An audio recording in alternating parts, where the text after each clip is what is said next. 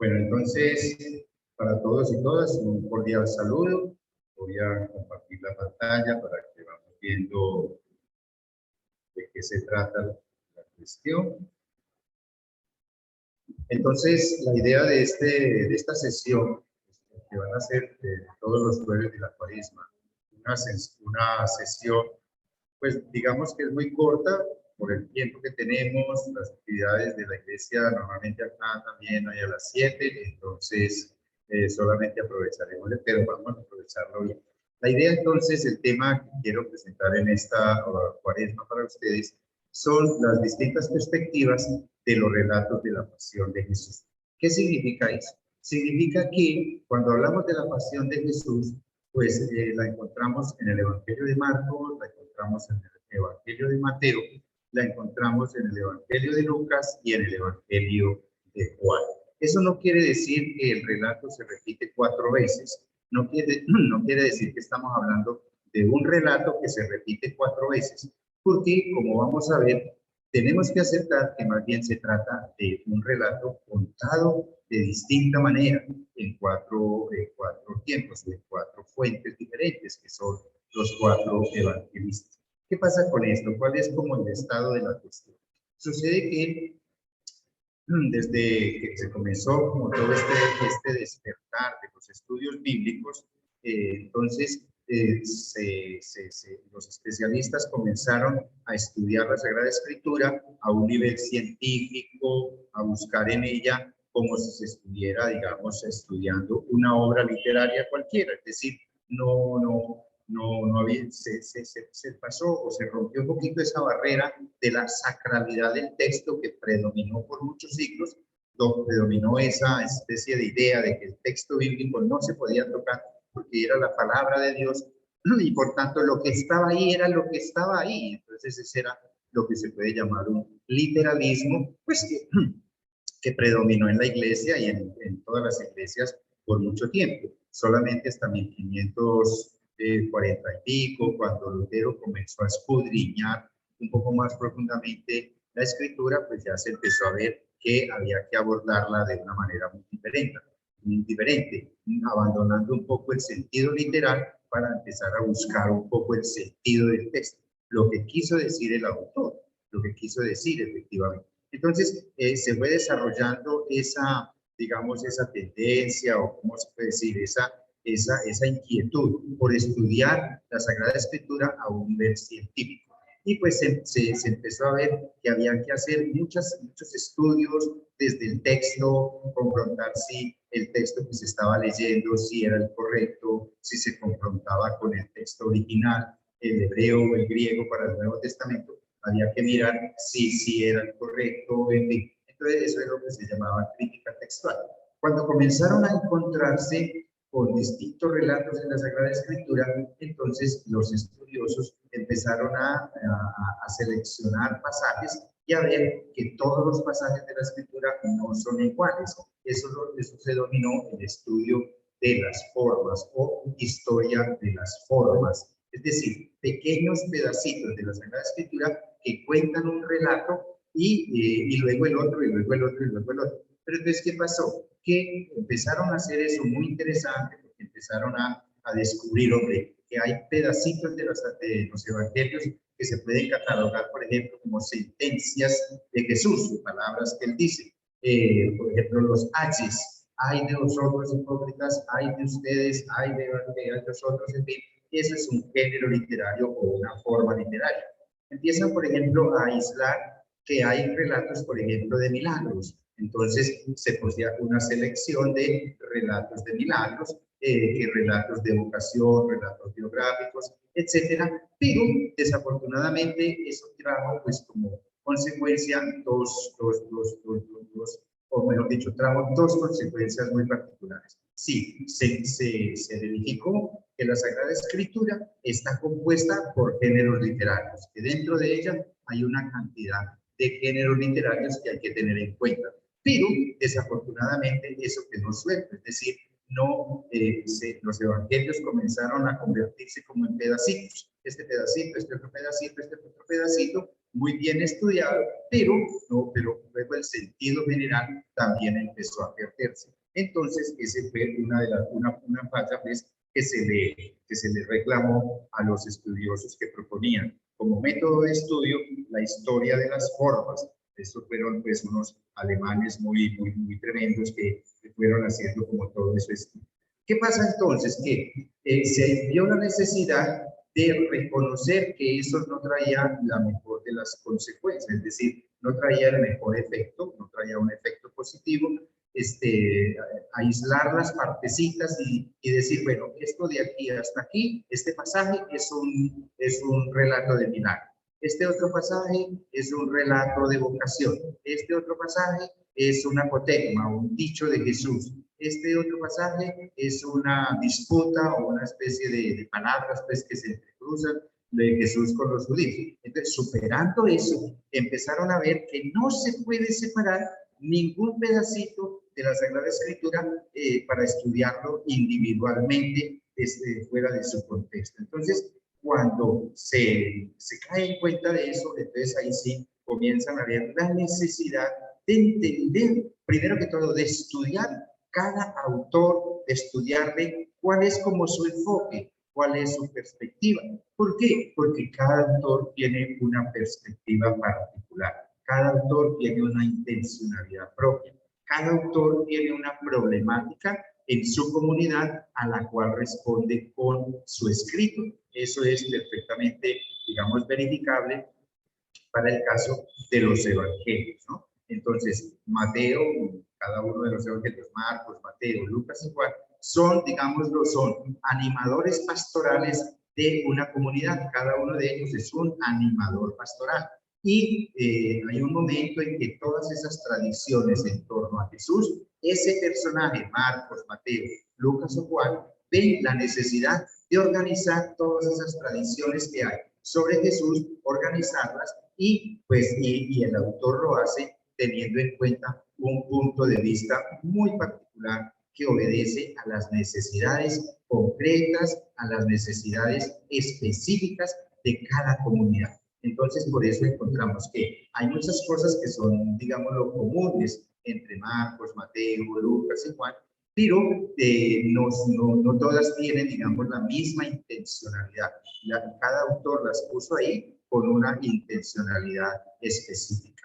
Entonces, bueno, eso hablando en términos generales de cada evangelista, ¿no? De cada situación, de cada evangelio. En esta oportunidad, entonces, vamos a ver, o nos vamos a centrar específicamente en lo que tiene que ver con los relatos de la pasión. ¿Qué pasa con los relatos de la pasión? Por mucho tiempo, pues esos relatos fueron utilizados como unas crónicas que tenían unos contenidos diferentes cada uno y así se leían en la Semana Santa, pero no había como una profundización. ¿Qué hay detrás de cada relato? ¿Qué hay detrás de cada evangelista? ¿Cuál es la perspectiva que tiene el evangelista X cuando escribe estos relatos de la pasión?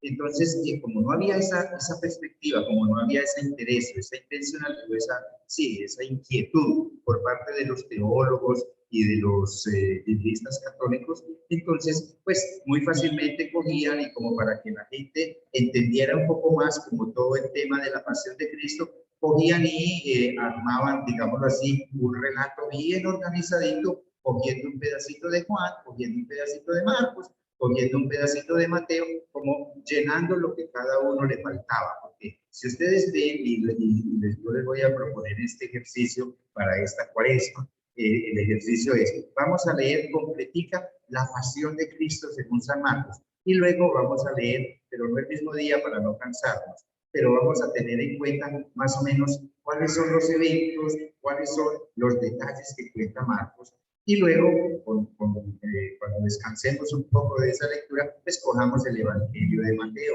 Entonces, leemos la pasión de Cristo según San Mateo y vamos a darnos cuenta que de pronto menciona algo de lo que mencionó Marcos y lo amplía y lo explica, o en fin, y en fin, lo mismo ocurre con Lucas y lo mismo ocurre con Juan. Entonces, cuando tengamos esa lectura como general, vamos a darnos cuenta de más o menos lo que se intentaba hacer en esa especie como de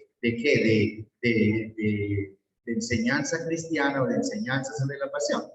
Armar un relato bien bonito, que no hubiera cortes, que no hubiera rupturas, que cada relato quedara bien definidito, bien ilustradito, y con eso se hablaba de la pasión de Cristo. Pero se saltaba, es decir, se ignoraba por completo qué había detrás de Marcos, qué había detrás de Mateo, qué había detrás de la intencionalidad de Lucas y de la intencionalidad de Juan. ¿Qué se logró con eso? Empobrecer el texto, empobrecer el sentido de lo que cada evangelista quería proponer. Es decir, cuando se hacían esa armazón de relatos, se pasaba, se ignoraba Marcos, ¿qué es lo que quiere decir con la pasión?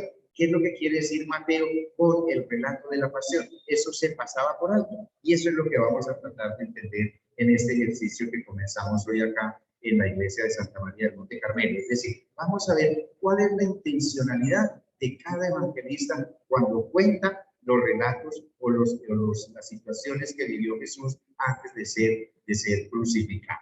Entonces, bueno, vamos a ver las distintas orientaciones o en definitiva, qué es lo que cada evangelista, como más o menos cuál es su metodología, cuál es su intencionalidad, cuál es como su perspectiva, ¿no? La de cada uno. En este caso, por ejemplo, lo que nos cuenta Marcos, que vamos a tener en cuenta esta cita para que luego la miremos en la casa. Marcos 14:43 al capítulo 15:47. Ahí es donde está la pasión de Cristo, la pasión de Jesús, según San Marcos. Entonces, Marcos capítulo 14:43 al capítulo 15:47. Ahí está el relato de la pasión según San Marcos. Entonces, ¿qué pasa ahí? Mire, ahí digamos que hace como una especie de relato querigmático.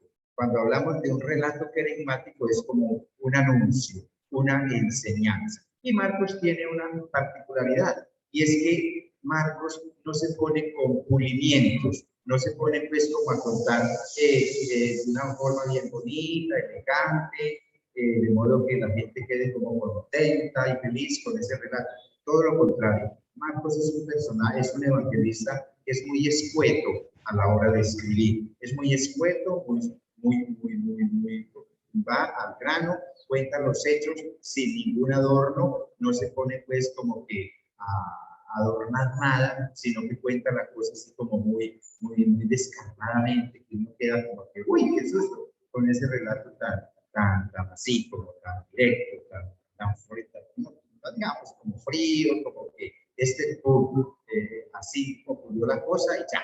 No, entonces, al contrario, él, digamos, hace, y eso es intencional, él no lo hace de manera inconsciente. ¿Por qué? Porque él está escribiendo a una comunidad muy especial, una comunidad cristiana que requiere como que confrontarse muy fuertemente con quién es Jesús y qué le tocó pasar a Jesús para llegar como a ese punto de su glorificación, porque finalmente nuestra fe no se queda en un Jesús azotado, crucificado, muerto y sepultado, que descendió a los infiernos, sino que nuestra fe sube un poco más. Nuestra fe se proyecta a un Jesús glorioso. Pero Marcos, como que con este relato quiere decir, no se me pasen para la gloria, no se me metan al tema de la glorificación todavía, sin antes hacer conciencia de este paso tremendo que le toca vivir a Jesús. Porque a pesar de que Marcos va contando de esa manera así, descarnada, fría, directa y así, él siempre está mostrando que ahí justamente eso que está pasando, le está pasando al Hijo de Dios. No es a cualquier ciudadano, no es a cualquier judío. Entonces lo cuenta pues así, como ya les dije, bastante frío, bastante así desconcertante la cosa. ¿Qué pasa con Mateo? Mateo, cuando terminen de leer la pasión de Cristo según San Marcos, entonces vamos a abordar a Mateo. Mateo capítulo 26:47, comienza pues con arresto o el prendimiento de Jesús, Mateo 26:47 al 27:66. Ahí entonces, ahí está contenida la pasión de Cristo según Mateo. Y Mateo es todo lo contrario de Marcos. Mateo ofrece un relato eclesial y doctrinal. ¿Qué quiere decir eso? Que lo hace de una manera más solemne, lo hace como mediante una enseñanza, como contándole a una asamblea de creyentes qué fue lo que pasó con Jesús desde el momento en que fue arrestado en el huerto de los olivos y fue siguiendo un proceso hasta llegar a la cruz y a la sepultura. Es como entonces un relato más solemne, más cuidadito, más, digamos, no improvisa nada allí, todo lo va haciendo de una manera organizada y casi que esquemática, ¿no es cierto? Va como haciendo el esquemita de lo que está aconteciendo con Jesús. Y eso en definitiva, si lo vemos desde nuestra perspectiva hoy, pues podemos ver que es más o menos como una especie de intencionalidad como litúrgica, como se organiza una liturgia, con una ceremonia, con un rito de entrada, con todo un esquema de funcionamiento y se va avanzando y se va avanzando. Más o menos así es como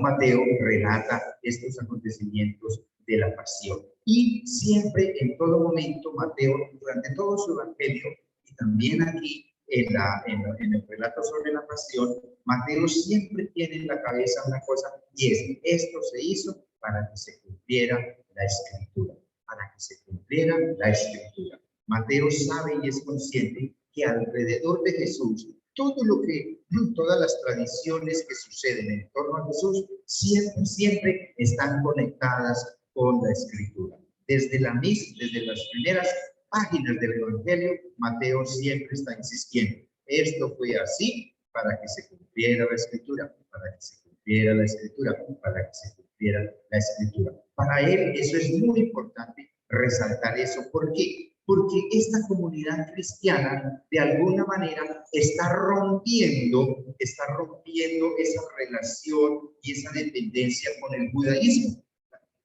La comunidad cristiana está adquiriendo una identidad propia, una identidad propia, independiente del judaísmo. Y entonces, obviamente, ese es un proceso un poquito complicado. ¿Por qué? Porque pues es como decir, bueno, nosotros somos judíos, pero esto no es del judaísmo. ¿Cómo así? Esto no nos enseña la ley de Moisés. ¿Cómo así? Esto no es la tradición judía. Entonces, ese es el gran desafío que está, digamos, enfrentando la comunidad cristiana, no solamente en la de Mateo, sino la comunidad cristiana en general, la comunidad de Marcos, la comunidad de Mateo, la comunidad de Lucas. En todas esas comunidades se está haciendo una ruptura muy tremenda. ¿Por qué? Porque están cambiando como toda una perspectiva judía, le están dando ya una nueva dimensión. Ustedes saben que lo esencial, como en este paso que dan ellos, es dar crédito a que en Jesús todas las promesas del Antiguo Testamento ya se cumplieron. Entonces, imagínense ustedes ese problema tan tremendo para un judío que tiene en la cabeza un esquema mental, desde niño, desde chiquito, aprendió una cantidad de cosas y a lo largo de su vida se las han ido reforzando. Metámonos, por ejemplo, solo con una idea. Para un judío, ellos saben el sitio exacto donde están las palabras que dicen, maldito el que pende de un madero. Maldito. Para un judío una maldición es una cosa extraordinaria, una cosa terrible. La maldición para el judaísmo es decir, es quedar reducido a la nada. La maldición. Así como la bendición es como el logro, es el alcanzar plenamente lo que se desea. La maldición es la otra cara de la moneda. Entonces, imagínense ustedes ese paso tan brutal que tienen que hacer los primeros cristianos que vienen del judaísmo. Como les dije ya, con una conciencia judía de la ley, de todo lo que está escrito, de todo lo que dijo Moisés, de todas esas enseñanzas, y empezar ahora a entender que un crucificado En un crucificado, Dios cumplió todas las promesas del Antiguo Testamento. Eso no lo hace cualquiera. Eso no lo hace cualquiera. La comunidad cristiana primitiva es muy valiente. Son unos héroes haber sido capaces de hacer esa ruptura tan tremenda. Es, mejor dicho, eso nunca nosotros lograremos dimensionar, digamos, ¿qué sentirían esos primeros cristianos cuando aceptan que Jesús, un crucificado, y sabemos que el que llegaba a ser crucificado es porque era un bandido, era un revoltoso, era un tramposo, era un corrupto, era cualquier cosa que ustedes le quieran poner. Eso es entonces, a ese se le asignaba el castigo de la cruz, y esa es la que le toca a Jesús, la que le dan a Jesús, la crucifixión. Entonces quiere decir, era un tipo bárbaro en el judaísmo. Era un embaucador, un mentiroso, un tramoyero, un corrupto, un pícaro, un bandido, de esos, en fin, todo lo que ustedes le quieran poner, porque para haber logrado o para haber sido condenado a la cruz era porque tenía todos esos, digamos, esos delitos, esas faltas encima. Entonces, para un cristiano, y también tenemos que entender una cosa, que para un cristiano que viene del judaísmo, tenemos que entender que eso no podía ser difícil. Por eso Pablo ya en Gálatas 3:13 vuelve y retoma ese pasaje para decir, mire, esto es una cosa fantástica, esto es una cosa fuera de lo común. Que Dios en un crucificado, en un maldito, Dios haya revelado su completa, digamos, identidad como Dios, resucitando y confirmando que Jesús era su Hijo y que Jesús era el que Él envió para dar cumplimiento a todas las promesas hechas desde antiguo. Eso es una cosa que solamente se le ocurre a Dios y que también Él da la capacidad de entender eso. Entonces, de pronto para nosotros que nacimos y crecimos en la fe cristiana, pues de pronto eso sí, y lo decimos continuamente en el credo. Creo que Jesucristo es su único Hijo, nuestro Señor, que fue concebido y que fue crucificado, muerto y sepultado bajo los infiernos. Hasta por ahí lo mandamos en el credo a los infiernos y toda esa cosa. Y eso lo pasamos así como si nada. Como si nada. Pero es que para un judío eso no era sencillo. Y entonces ese es como el gran mérito que tiene la primitiva comunidad cristiana. Entonces, de alguna manera, Mateo pues está subrayando como ese misterio que hay detrás de este acontecimiento de la pasión de Jesús. Ahí hay algo misterioso en ese hombre que es apresado, que es juzgado, que es azotado y que es crucificado. En esa, digamos, escoria, porque uno que llegaba a ser crucificado, repito, era una escoria de la sociedad, era alguien repugnante para la sociedad. Por eso lo crucificaban y por eso lo ponían en alto, para que la gente viera si era de ese comportamiento, mire en qué va a parar. Por eso era el castigo ejemplares. Entonces, esa es la dimensión que Mateo quiere subrayar en este relato que le presenta a su comunidad. Lucas. Los relatos de la pasión de Lucas los vamos a encontrar en el capítulo 22, versículo 47, al capítulo 23, versículo 56. Es todo el capítulo 23. Ahí termina el capítulo 23. ¿Qué perspectiva le da Lucas? ¿Qué perspectiva le da Lucas a su relato? En el relato lucano se nota que es un personaje que pues, tiene una mentalidad de historiador y de escritor también. Entonces, Lucas tiende como a explicar detalladamente los acontecimientos, hacer un relato bien ordenadito para que los lectores lo puedan como que disfrutar, es decir, lo puedan entender, lo puedan reflexionar, lo puedan meditar, lo puedan como que llevar a la vida.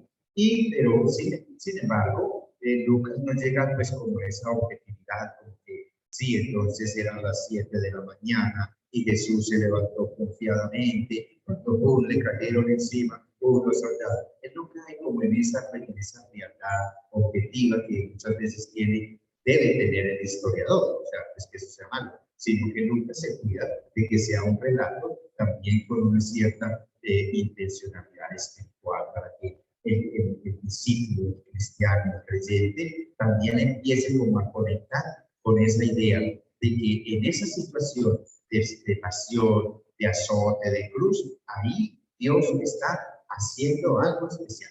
Y por eso entonces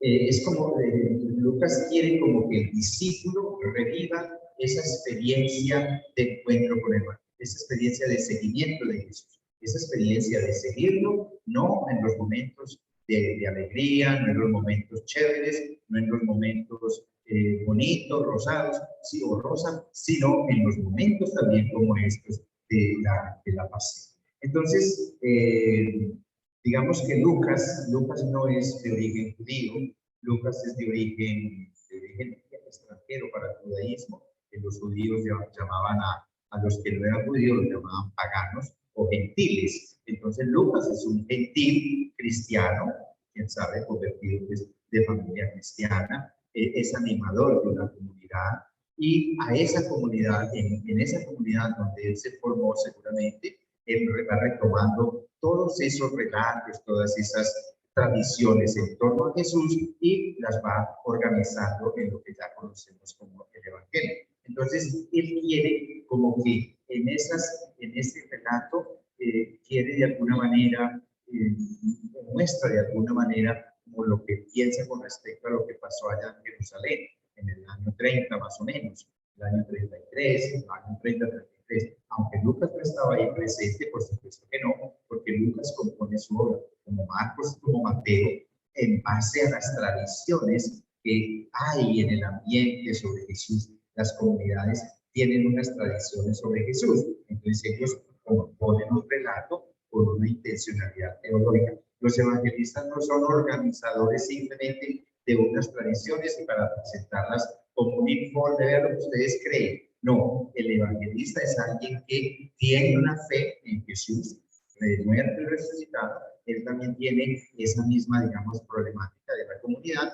pero él tiene la capacidad de coger estos relatos y mostrarlos a la comunidad para que la comunidad fortalezca su fe. Entonces les decía, Lucas tiene o tiende como en este relato de la pasión como a aceptar su posición personal, como que dice, para mí que Jesús era inocente, y entonces de alguna manera él va subrayando en el relato de la pasión, va subrayando la inocencia de Jesús. Y algunos critican a Lucas porque también de alguna manera como que subraya un poco que Pilatos como que no tenía culpa pues, de haber condenado a muerte a Jesús, casi como decir, casi, digo yo, pues algunos autores han criticado a Lucas porque como que defiende de alguna manera a Pilato, ¿no? Que fue el que finalmente dio la orden de que crucificaran a Jesús. Cierto que Pilato no se levantó un día a decir, ¿a dónde está Jesús para crucificar?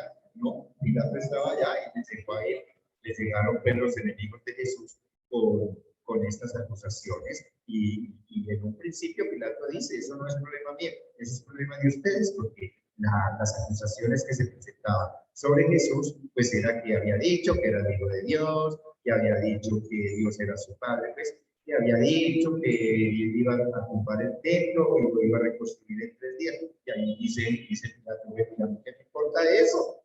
Ustedes saben que Pilato era romano, Pilato no tenía nada de judaísmo, entonces dice eso que diga lo que quiera, porque eso yo no lo veo como un delito. Entonces ahí voltean la torta los enemigos de Jesús, que eran expertos en eso, en voltear la torta y poner todo a su amaño. Entonces lo vuelven ellos a su reunión, a su consejo, y descubren que hay un detalle por el cual sí es posible que Jesús sea muerto, ¿no? Sea muerto, pero ellos no lo podían matar. Los judíos no podían mandar llevar, pues, ejecutar la pena de muerte, aunque eran pueblos del Consejo Supremo, que era el Sanedrín, ellos no podían darle muerte a nadie, eso solamente lo podían hacer los romanos. Entonces vuelven donde Pilato y le dicen, bueno, ya tenemos ahora sí la prueba o el argumento para que usted tome la decisión, porque este hombre ha dicho que es el rey de los judíos.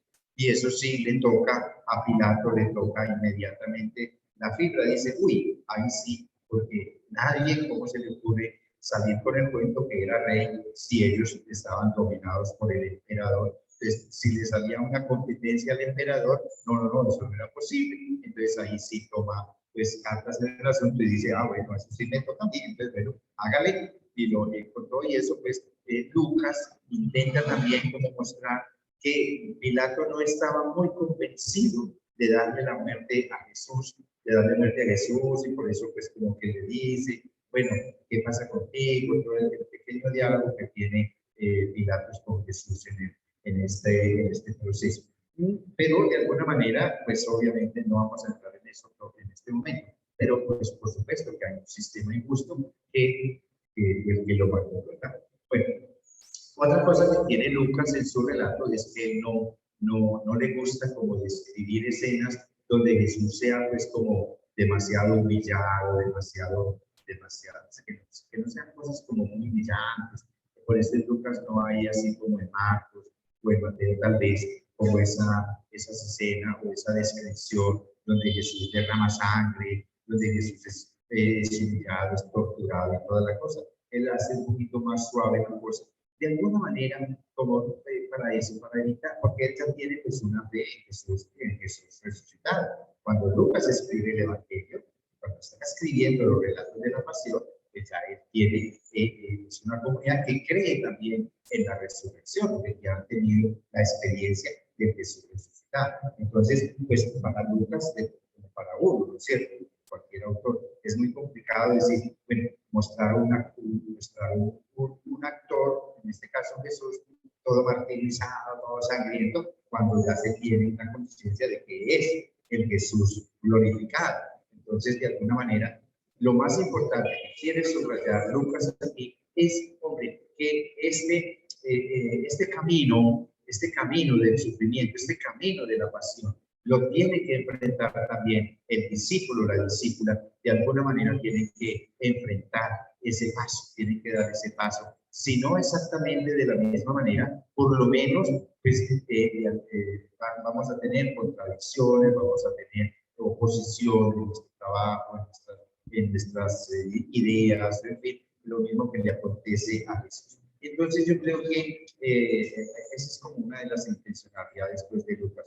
Decir que esto no se puede obviar. Para los evangelistas seguramente hubiera sido mucho más sencillo hacer un relato donde se mostrara ya a un Jesús glorioso, pero eso no traería ninguna consecuencia. Y es por eso que también hoy en día en nuestras comunidades no podemos quedarnos exaltando la figura gloriosa de Jesús. Tenemos también que verlo y por eso esta invitación en esta cuaresma, de que volvamos al momento en que Jesús, antes de su gloria, le toca pasar por este paso tremendo que es enfrentar un juicio injusto, enfrentar un juicio doloroso y mortal, letal para él, pero que Jesús no le sacó el cuerpo. Y por lo tanto, pues es como también el desafío para nosotros, ¿no?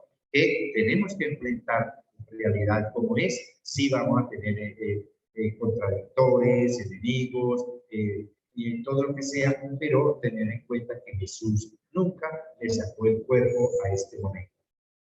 Bueno, eso en cuanto a Lucas. ¿Qué nos dice Juan? ¿Qué nos dice Juan? ¿Qué nos quiere decir Juan? ¿Cuál es la perspectiva de Juan cuando nos cuenta todo lo que tiene que ver con la pasión de Jesús? La pasión de Jesús, según San Juan, la encontramos en el capítulo 18, versículo 1 al capítulo 19, versículo 42. Ahí está la pasión de Cristo según San Juan. Entonces, ¿cuál es, digamos, la perspectiva, la insistencia de Juan cuando nos narra la pasión de Jesús? Para Juan está claro que aunque Jesús esté completamente, digamos, humillado, apaleado, crucificado, Él es el Hijo de Dios y todo eso ayuda para que agrandar más su gloria. La pasión es para Jesús, según San Juan, es como la demostración de su gloria. En todo momento Jesús es consciente y es capaz de decir, inclusive en el mismo Juan, en ese mismo Juan, donde Jesús dice, a mí no me quitan la vida, yo la entrego. Como que dice, a pesar de que a él lo tengan apresado, lo tengan amarrado, le estén azotando y lo estén crucificando, Jesús nos dice, a mí no me quitan la vida, yo mismo la entrego. Ese es como ese poder, esa gloria, ese aspecto glorioso de Jesús, aún en la pasión que Juan nos quiere transmitir en su perspectiva de su relato. Subraya también que el hecho de que Jesús haya sido crucificado, haya sido puesto en alto de una cruz, es una manera de elevarlo también, como con toda esa dignidad del ser glorioso, el Señor de señores, que no está abajo, sino que está arriba. Crucificado, sí, pero es el Señor de la gloria. Y por eso, pues, como que esa figura de Jesús en el alto del madero, más que una maldición, más que un castigo, más que una humillación para Jesús, es su gran exaltación. Y es en contraposición a otras formas que le hubieran podido hacer con Jesús. La lapidación, por ejemplo, que era un castigo normal también en el judaísmo, pero la persona quedaba ya aplastada a punta de piedras. Eso, mire que Juan como que subraya eso.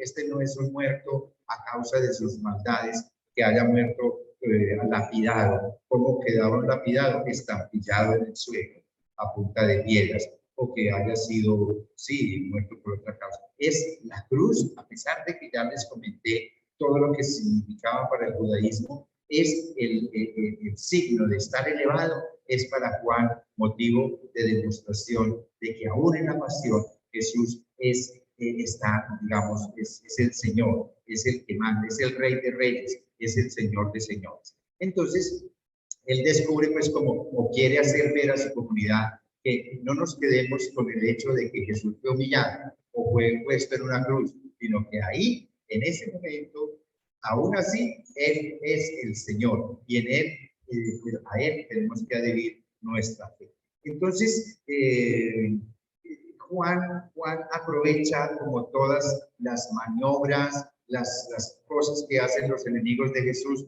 como para subrayar que aún los mismos enemigos están contribuyendo para esa glorificación de Jesús. Cuando lo ponen en alto de la cruz, ellos mismos lo están poniendo como Señor de señores en el alto de la cruz. Cuando le ponen una corona de espinas, ellos mismos están contribuyendo para que nosotros entendamos que Jesús es Rey. Cuando le ponen el cetro, cuando le ponen el manto de Rey, a pesar de que sea en tono de burla, a pesar de que sea con una intencionalidad de humillarlo aparentemente a los ojos de los demás, en el fondo Juan como que invita a que en esas cosas que le toca pasar a Jesús, reforcemos nuestra fe en ese Jesús glorioso, que no vino solamente pues como a padecer o a sufrir, sino a recuperar desde el dolor y desde el sufrimiento a la humanidad. Entonces, eso es como la manera de los cuatro evangelistas. Marcos, con su relato así escueto, duro, frío, casi que frío, es como que uno se queda desconcertado. Mateo, con su relato más organizado, más sistematizado, organizadito como para una celebración litúrgica. Lucas, con su manera de contar, porque él es escritor e historiador, pues narra una cosa bien organizada, trata de no mostrar una imagen demasiado cruenta, demasiado ensangrentada, demasiado cruel de Jesús, sino de mostrar la cosa un poquito más suave. Y Juan tiene pues esta característica que acabamos de subrayar. Presenta a un Jesús que, aunque esté en cualquiera de estas circunstancias que le toca vivir en la pasión, los azotes, la corona de espinas, las burlas que le dan, la crucifixión misma, ponerlo en el alto de la cruz, todos esos son pasos en donde, más allá de lo que se ve a un humillado con una corona de espinas, con un cetro de caña, con un manto de burlas, con una, puesto en alto de una cruz. Más allá de eso que se ve, ahí se está mostrando la gloria de Jesús, porque es el Rey y ahí es donde también podemos entender la palabra o esa frase que le dice Jesús a Pilato: mi reino no es de este mundo, mi reino no es de este mundo. Porque si el reino de Jesús fuera de este mundo, la corona que le hubieran puesto no hubiera sido de espinas, sino una corona de verdad. La corona de espinas aquí es como que dice, es un rey que se corona con el dolor, con el sufrimiento de la humanidad para elevarlo. Por esto es como esa solidaridad tan importante de Jesús con la humanidad. Jesús entonces no es que venga a cumplir como un libreto. Bueno, yo tengo que morir por la humanidad. No, él recoge como todo ese dolor humano y lo lleva a lo alto, lo sube, lo hace subir, lo hace ascender y le da como esa característica de humanidad, humanización a las personas. Eso es más o menos las perspectivas entonces, las perspectivas que nos cuentan los evangelistas, pues, o que podemos más o menos descubrir en estos relatos de la pasión. Entonces, bueno, vamos como ya tenemos que ir terminando, porque si comenzamos ya como este primer aspecto, entonces nos vamos a extender aquí un poquito más y yo tengo ahorita la celebración a las 7. Entonces, bueno, para la semana que viene, yo los invito para que vamos a hacer este ejercicio. Como vamos a ver estos, digamos, los cuatro relatos de la pasión según los cuatro evangelistas, y la pasión pues tiene distintos momenticos, distintos relatos. Dentro del relato grande que es la pasión hay distintos relatos pequeños. Entonces, por ejemplo, la pasión comienza con un relato que es interesante y es el relato del prendimiento de Jesús. Entonces, para la otra semana vamos a hacer el ejercicio, si a ustedes les parece bien, de hacer un cuadro a 4 columnas.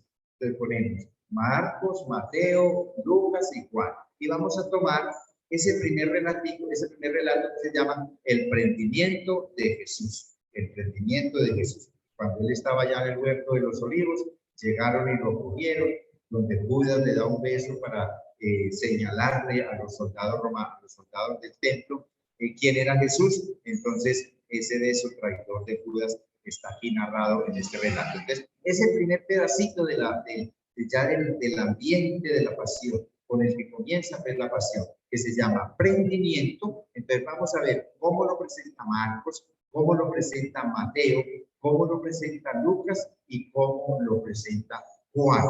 Puede que digan casi lo mismo, pero su intencionalidad puede ser que varíe. Entonces, vamos allá al capítulo 14:43 de Marcos, 14:43 al 52, donde se nos narra el momento en que Jesús es arrestado. Y vamos a leerlo y vamos a ver qué cosas hay ahí interesantes. Pero vamos a hacer como esa especie de ejercicio. Vamos a ver, confrontando con Mateo 26, 47 al 56, vamos a ver Mateo cómo narra ese mismo relato de el arresto de Jesús o del prendimiento de Jesús. Entonces, a ver si hay alguna pequeña duda. Después de leer a Marcos y leer a Mateo, entonces ya vamos a ver, pero Mateo dijo esto más, Marcos no dijo aquello. Y cuando miremos también a Lucas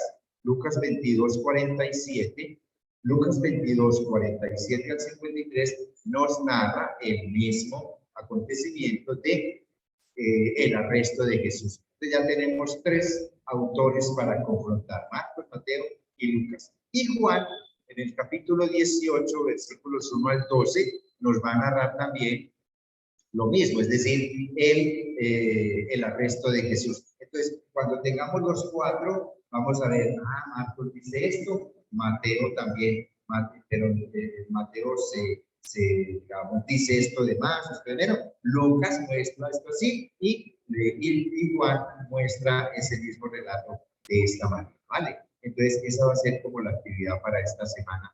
Y el próximo jueves, pues daremos entonces cuál es la perspectiva concreta que da cada uno de los evangelistas sobre este primer elemento, digámoslo, del relato de la pasión, que es el arresto de Jesús o el prendimiento. ¿Listo? Bueno, hasta aquí vamos llegando. Agradezco mucho pues la presencia primero que tengo aquí de mi comunidad de Santa María del Monte Carmelo. Siempre tengo aquí una buena asistencia y pues por acá por el Zoom también hay una buena participación. Los felicito por darse este momentico para estar acá. Pues vamos a, aunque no comenzamos con una oración, vamos a terminar con una breve oración, pidiéndole al Señor para que esta oportunidad que tenemos de volver a reflexionar sobre los momentos finales de la vida de Jesús y que fueron los que definieron el verdadero papel suyo como hijo de Dios, donde se mantuvo fiel, donde se mantuvo firme, donde no dobló su cabeza delante de los que lo azotaban, delante de los que lo humillaban, sino que se mantuvo fiel a su palabra de llevar hasta las últimas consecuencias la voluntad del Padre, que es amar sin medida, que es servir sin medida, que es revelar al Dios amor, al Dios Padre, al Dios tierno, que el judaísmo le había ido borrando a la gente, esa fidelidad de Jesús. Pidámosle a Él hoy que nos ayude también a nosotros a vivirla de una manera más franca, más abierta y más clara, y que esta cuaresma pues sea esa oportunidad para mirar cómo hemos vivido nosotros esa fe en Jesús y cómo la tenemos que vivir de ahora en adelante. Entonces, una feliz noche para todos, que el Señor nos bendiga, nos libre de todo mal y nos lleve a la vida eterna. Amén. Amén. Muchas gracias, reverendo, por esta maravillosa oportunidad de adentrarnos en esta cuaresma dentro de la misma palabra de Dios para lograr una mejor comprensión de este camino que estamos emprendiendo desde el miércoles de ceniza para comprender mejor esa pasión y reencontrarnos no tanto con Dios como con nosotros mismos. Bueno, muchísimas gracias. Nos vemos el próximo jueves en el segundo taller. Listo, con el favor de Dios, nos veremos. Que Dios les bendiga. Gracias. Bueno, si es tan amable, ahí, toma nota de ese chat. Si hay alguna pregunta, por ahí hay una de Freddy que dice, bueno, ya se me ve. Entonces, para la próxima. ¿Listo? Que Dios les bendiga, feliz noche. A ti, gracias Elisa, y a Laura. Muchísimas gracias por todo el apoyo.